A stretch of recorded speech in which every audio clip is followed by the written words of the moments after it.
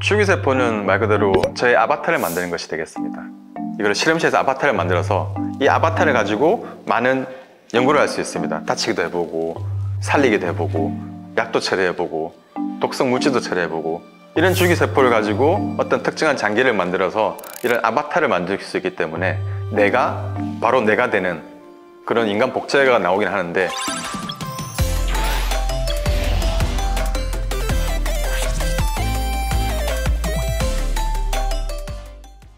네, 안녕하세요. 저는 디지스트 융합전공 김태환이라고 합니다. 저는 줄기세포를 이용해서 인간의 발생, 질병, 그리고 이에 따른 치료제 개발을 하는 연구자입니다.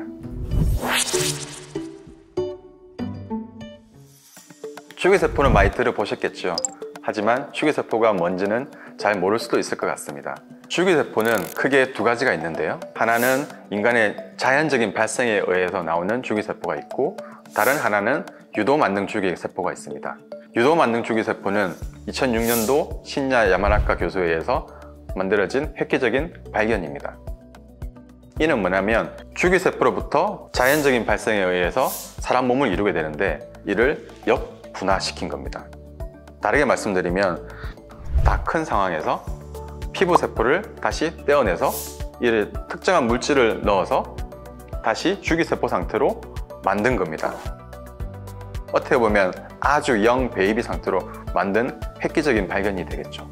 이게 또 왜 중요하냐면 이 줄기세포로부터 다시 사람 몸을 이룰 수 있는 세포를 만들 수가 있습니다. 이는 질병 연구, 발생 연구, 획기적인 발견이 될 수 있는데 그 이유가 환자의 몸에서 피부를 떼어내서 이 피부세포를 다시 줄기세포로 만들고 이 줄기세포를 가지고 그 신체의 특정한 세포를 장기를 만들게 되면 이 장기가 왜 손상되었는지 병이 왜 생기는지를 이해할 수가 있습니다. 또한 이렇게 만들어진 장기를 다시 환자의 몸에 이식해서 세포 치료를 할 수 있습니다.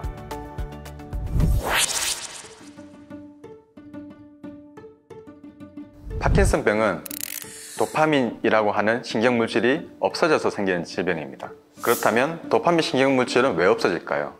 이는 도파민 신경세포가 죽어서 도파민을 내지 못하기 때문에 생기는 질병입니다.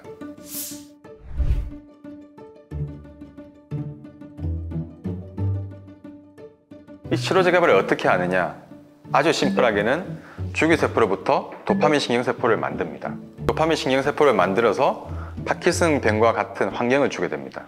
이 환경을 주게 되어서 도파민 신경세포가 왜 죽는지에 대한 원인을 밝히고자 합니다. 여러분이 핸드폰이 배터리가 망가졌습니다. 여러분 어떻게 하나요? 서비스 센터로 가서 배터리를 교체하고 핸드폰이 되게 만듭니다. 세포 치료도 비슷한 원리입니다. 저희가 생각한 건 새로운 도파민 신경세포를 넣어서 이 병을 고치자, 이런 연구를 하고 있습니다. 현재 전 세계적으로 900만 명이 이 병을 가지고 있고 2050년도에는 이 병을 가진 환자는 2배까지 늘어날 것이라고 생각되어지고 있습니다. 하지만 아직 이 병에 대한 치료제는 없습니다. 그래서 빨리 이 병에 대한 치료제 개발이 필요합니다.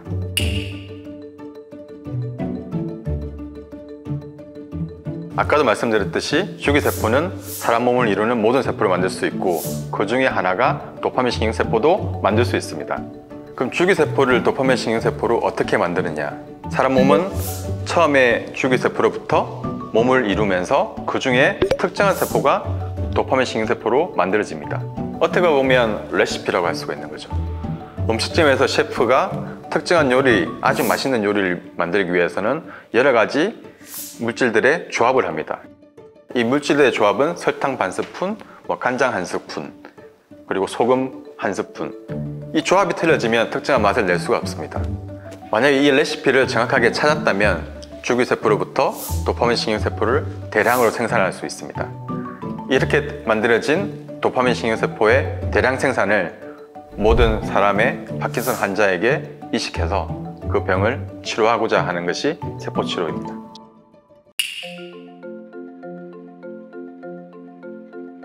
네, 맞습니다. 저도 가질 수 있고 그리고 이 레시피 발견을 위해서 많이 노력해준 많은 학생들 아니면 포스닥들, 다른 동료 연구자들과 같이 이 특허권을 쉐어할 수 있습니다.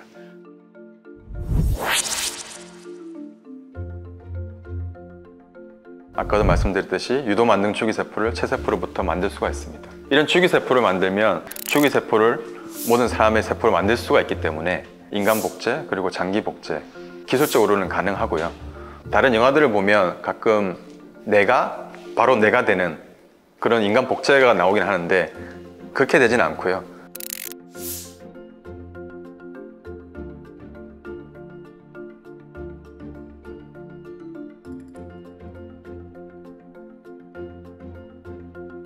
수정체로 가서 다시 커야 되는 과정을 거쳐야 되는 그런 게 가능합니다. 아직 많이 연구가 이루어져야 될 것이라고 생각되지만 결국은 장기 복제도 가능하다고 생각합니다.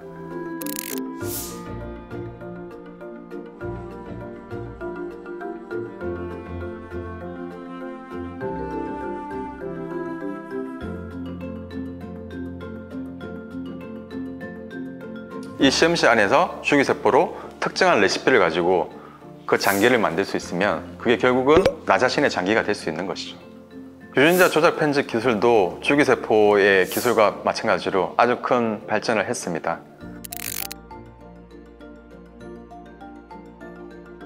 그런데 아주 극단적으로 나쁜 케이스가 최근에 있었는데요. 이게 2018년도에 중국의 한 과학자에 의해서 유전자 조작 아기가 태어난 것이었습니다.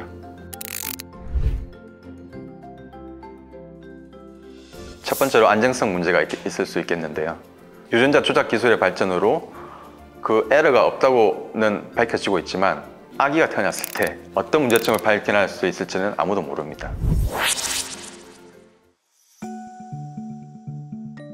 유전자 편집을 하는 인간을 태어나게 한다는 것은 너무나 많은 안정적인 문제점을 가지고 있습니다.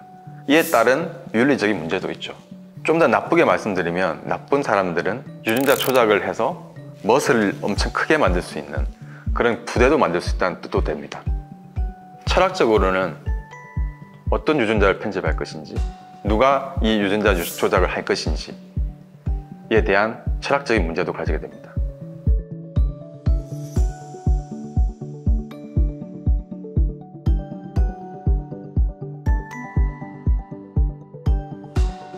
또 사회적 불평등을 초래할 수도 있습니다. 이런 기술들은 아주 비싼 기술이 될 것이기 때문에 돈이 많은, 여유가 많은 사람들만이 이 기술을 사용할 것이고 결국 이는 유전적인 유전자 불평등 사회를 가지게 될 것이라고 생각됩니다.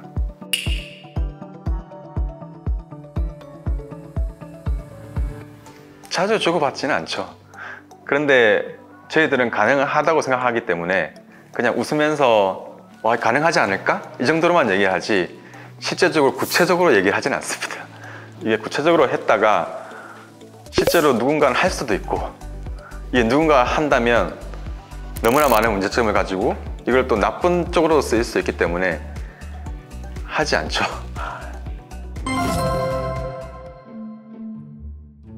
주기세포는 우리 몸을 만들 수 있고 유전자 조작 기술은 유전자를 조작할 수 있습니다. 이 말은 인간의 DNA를 조작한 인간을 만들 수 있다는 얘기가 되겠습니다. 그런데 이를 만든다는 것은 너무나 많은 윤리적인 문제를 가지게 될 수 있습니다. 그럼 누가 이 유전자 조작을 할 것이냐? 그럼 누가 어떤 유전자를 편집할 것이냐? 그리고 어떤 아기를 태어나게 할 것이냐? 이런 너무나 많은 불평등과 과학적, 기술적, 윤리적 너무나 많은 문제점을 주기 때문에 이는 잘 규제되어야 된다고 생각합니다.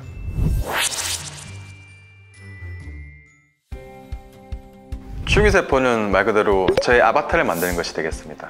이걸 실험실에서 아바타를 만들어서 이 아바타를 가지고 많은 연구를 할 수 있습니다. 다치기도 해보고 살리기도 해보고 약도 처리해보고 독성 물질도 처리해보고 이런 주기세포를 가지고 어떤 특정한 장기를 만들어서 이런 아바타를 만들 수 있기 때문에 주기세포의 매력은 무궁무진하다고 생각합니다.